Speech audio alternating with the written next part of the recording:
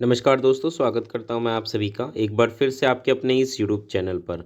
आज इस वीडियो में दोस्तों हम पढ़ने वाले हैं ईवीएस क्लास 4 चैप्टर नंबर 8 जिसका नाम है नानी के घर तक। आपको ध्यान हो, इससे पहले हमने चैप्टर नंबर 7 जिसका नाम था खिड़की से और चैप्टर नंबर 6 जिसका नाम था ओमना का सफ़र।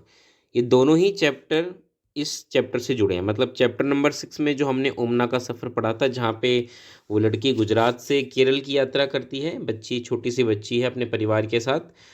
तो वहाँ से जो कहानी शुरू होती है उसी कहानी को चैप्टर नंबर 7 में बताया गया है और फिर उसी को आगे बढ़ाया गया है चैप्टर नंबर 8 में।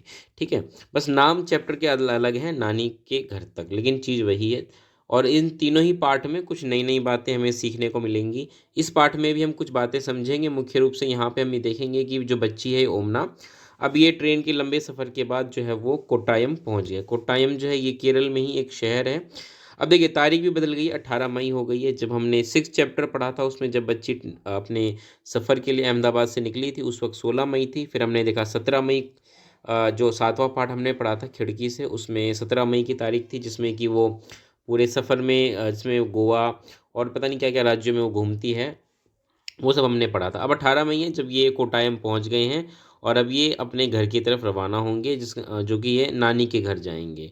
ठीक है, शुरुआत में ये अपने वल्लीअम्मा के घर पहुंचते हैं स्टेशन पे। उसके बाद फिर निकल पड़ते हैं वो अपने नानी के घर की तरफ। ठीक है, इसमें मुख्य रूप से कुछ खास बात नहीं है कि इसमें जब वो घर पहुंचते हैं फिर वो ऑटो लेते हैं, ऑटो लेकर के फिर वो बस स्टॉप जाते हैं, वहाँ से फिर बस लेते हैं। बस का सफ़र थोड़ा लंबा था, तो फिर आखिर में बस रुकती है एक मतलब झरना के लिए, झील कह लीजिए, उसके किनारे, जहाँ पर इस पार बस उतारती है और उस पार अम्मू माँ का घर था। अब यहाँ पे एक शब्द है अम्मू माँ और उससे पहले हमने पढ़ा था अवलियम।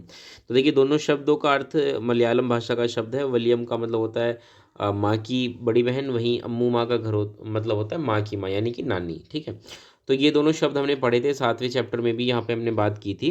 तो अभी अम्मू माँ का घर जो है वो उस तरफ था, नदी के, तालाब के।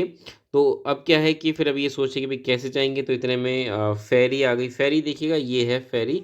ठीक है, इसको फेरी बोलते हैं और एग्ज़ाम पॉइंट ऑफ व्यू से भी इंपॉर्टेंट है ये। एग्ज़ाम पॉइंट ऑफ व्यू से देखिए यहाँ पे लिखा भी है कि केरल के कई भागों में एक जगह से दूसरी जगह जाने के लिए फेरी और अन्य तरह की नावों का इस्तेमाल होता है। तो ये आपको पता होना चाहिए कि फेरी जो है वो कहाँ पे इस्तेमाल होता है। ठीक है, इस प्रकार से ये फेरी होती है।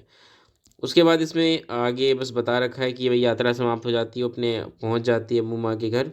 और फिर उसके बाद कुछ बातें हैं जो यहाँ पे आपसे पूछी गई हैं। एक रेलवे टिकट है, और मैंने आपको बताया था अभी कि वही प्रश्न जब पूछे जाते हैं तो इसी प्रकार से पूछ जाता है। आपको रेलवे टिकट के बारे में जो जानकारी दे रखी है उसके आधार पर प्रश्न पूछे जाएंगे। जैसे कि मान के चलिए यहाँ पे रेलवे टिकट में आपको क्या होता है, ट्रेन कब स्टार्ट होगी और कब पहुंचेगी, ये लिखा होता है ना। तो इसी आधार पे प्रश्न बना दिए जाते हैं कि कोई ट्रेन अहमदाबाद से इतने बजकर इतने बजे निकलती है और अपने गंतव्य पर इतने बजे पहुंचती है, तो कितना समय लगा। इस प्रकार से प्रश्न पूछे जाते हैं। और क्योंकि रेलवे में जो टाइमिंग होती है वो 24 आवर्स वाली होती है, मैंने आपको बताया था, तो थोड़ा सा कैलकुलेशन फिर वहाँ करना पड़ता है, दिमाग लगाना पड़ता है। ये आपको बेसिक चीज़ें आनी चाहिए।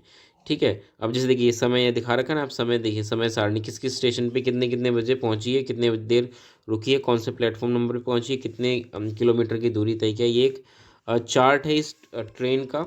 ठीक है, इस ट्रेन का नंबर है ये गांधीधाम नागरकोल एक्सप्रेस, ये ट्रेन का नाम है और ये दिखा रखा है। तो मुख्य रूप से इसी प्रकार से प्रश्न आपसे यहाँ पर पूछे जाते हैं।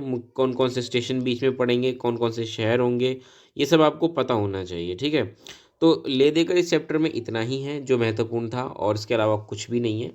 इसी के साथ जो ये ओमना का सफ़र जो चैप्टर नंबर 6 से शुरू हुआ था वो यहाँ पे ख़त्म हो गया। और अब हम जो चैप्टर नंबर 9 जब पढ़ेंगे तो एक नया टॉपिक वहाँ पे आपको देखने को मिलेगा। खैर इस वीडियो में इतना ही रखता हूँ, वीडियो को यहीं समाप्त करता हूँ। वीडियो कैसी लगी बताइएगा, शेयर करिएगा दोस्तों तक, वीडियो को लाइक करिएगा, चैनल को सब्सक्राइब करना मत भूलिएगा। मिलते हैं अगली वीडियो में, तब तक के लिए नमस्कार, धन्यवाद।